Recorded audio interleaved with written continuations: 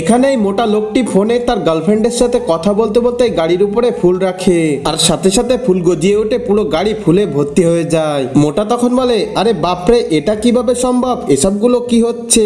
ঠিক তখন সেখানে গাড়ির মালিক চলে আসে এবং মোটা লোকটির কলার চেপে ধরে আর বলে, আরে হারামজাদা, তুই আমার 25 লাখ টাকার গাড়িটা নষ্ট করে দিচ্ছিস, তুই জানিস আমি কে? মোটা লোকটি বলে, আরে সাহেব, আমি তো কিছুই করিনি, আমি শুধুমাত্র গাড়ির উপরে একটা ফুল রেখেছিলাম আর সাথে সাথে পুরো গাড়ি ফুলে ভর্তি হয়ে গিয়েছে।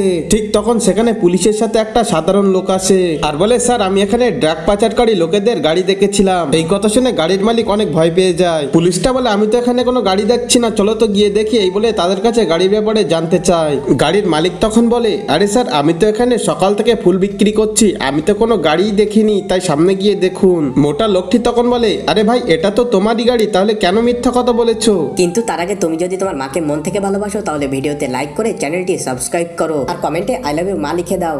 কথা বলতে বলতে এক পর্যায়ে মোটা লোকটি গাড়ির উপরে হাত রাখে আর সাথে সাথে সব ফুল গায়েব হয়ে যায়।